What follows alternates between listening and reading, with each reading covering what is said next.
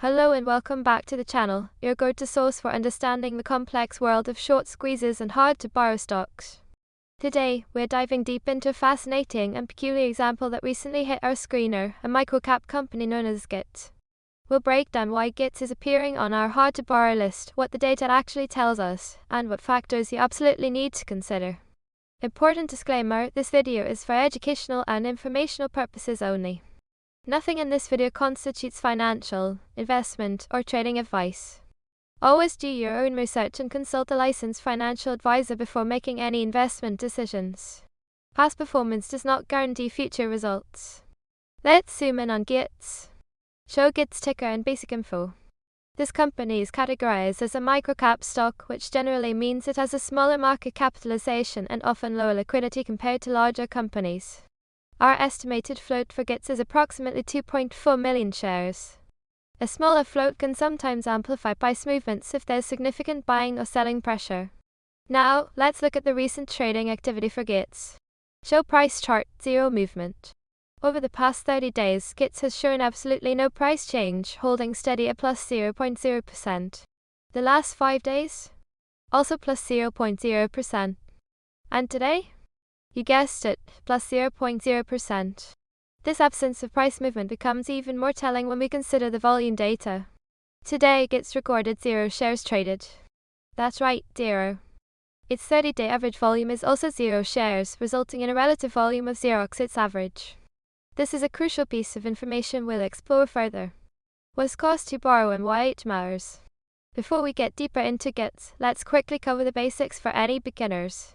When someone wants to short a stock, they first need to borrow shares from a broker. They then sell those borrowed shares, hoping the price will drop so they can buy them back at a lower price, return them to the lender, and pocket the difference. But borrowing shares isn't free. Brokers charge a fee, known as the cost to borrow, or CTB. This fee is typically expressed as an annualized percentage. Think of it like renting an apartment. The longer you rent, the more you pay. The higher the demand to short a particular stock, or the fewer shares available to borrow, the higher the CTB fee climbs. This can sometimes exceed 100%, 200%, or even, as we'll see with GITS, much more. A high CTB indicates that there's strong demand from short sellers, but a limited supply of shares available for them to borrow. It's a key indicator for potential short squeeze candidates. Why the stock is hard to borrow right now. So, why is GITS on our hard to borrow screener? The main reason is its astronomical cost to borrow fee. Highlight CTB number. GITS currently has an annualized CTB of a staggering 932.3%. That means if a short seller held their position for a full year, they'd pay almost 10 times the value of the shares just in borrowing fees. We don't have data on CTB momentum or the exact number of shares currently available to borrow, but I feel like this strongly suggests that shares are extremely scarce or potentially completely unavailable for borrowing. However, and this is critical for GITS, we must reconcile this sky-high CTB with the absolute zero trading volume. What does this mean? It implies extreme illiquidity. The stock might be so thinly traded, or perhaps tightly held, that there are no actual shares being exchanged on the open market. In such a scenario, while the theoretical cost to borrow might be incredibly high if you could find shares, the practical reality is that there's no active market, no buyers or sellers, and therefore, no real shorting activity or covering pressure currently taking place. This is a very unique situation that makes any squeeze thesis highly theoretical without an influx of liquidity. Squeeze mechanics explained. In a typical short squeeze scenario, here's how it generally plays out. Short sellers bet against a stock, driving its price down. If positive news emerges or buying pressure starts to build, the stock price begins to rise. As the price goes up, short sellers start losing money.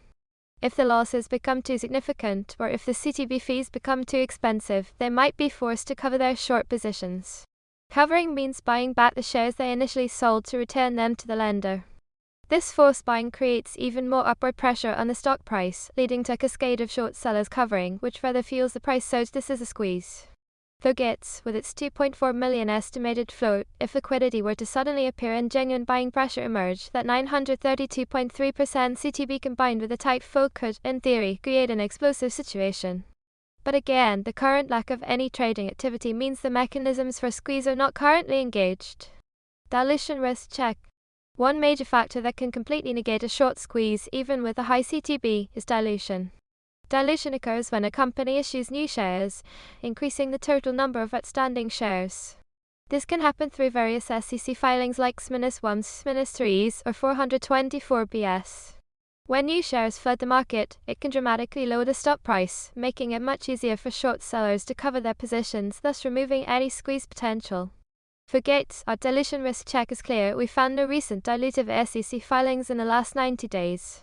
Show no dilution risk graphic. This is generally a positive sign for a short squeeze thesis, as it means a company isn't actively working to increase the share supply. However, given the current zero volume, it's a factor that is secondary to the liquidity issue. Important disclaimer, this video is for educational and informational purposes only. Nothing in this video constitutes financial, investment, or trading advice. Always do your own research and consult a licensed financial advisor before making any investment decisions. Past performance does not guarantee future results. So, what should you watch for with GITS? First, keep an eye on volume. Show volume bar chart, currently at 0. A consistent uptick in daily trading volume would be the first prerequisite for any potential short squeeze mechanics to even begin to function. Without volume, the high CTB, while eye-catching, remains a theoretical number rather than an indicator of active market pressure. Second, monitor the CTB. If the stock starts trading and the CTB remains exceptionally high, that would indicate continued difficulty in borrowing shares. Third, pay attention to any news or catalysts that could suddenly bring GITS into the spotlight, as that's what would likely attract the necessary volume. Remember, a high cost to borrow does not guarantee a squeeze. It can also indicate that short sellers have very strong conviction in their bearish thesis and are willing to pay significant fees to maintain their positions. In GITS' specific case, it currently indicates extreme liquidity. Its presents a fascinating, albeit peculiar, case study in the world of hard-to-borrow stocks. With an astounding 932.3% annualized cost to borrow and an estimated float of 2.4 million shares, it certainly has the raw ingredients for an explosive move if liquidity were to materialize. However, the current reality of zero trading volume means that any short squeeze potential remains completely hypothetical. It's a classic example of why you need to look beyond just one data point and consider the full picture, especially with micro-cap stocks. What are your thoughts on GITS? Have you encountered similar low volume, high CTB situations? Let us know in the comments below. If you found this explanation helpful, please smash that like button, subscribe for more in-depth analyses, and hit the notification bell so you don't miss our next video. Thanks for watching and happy trading.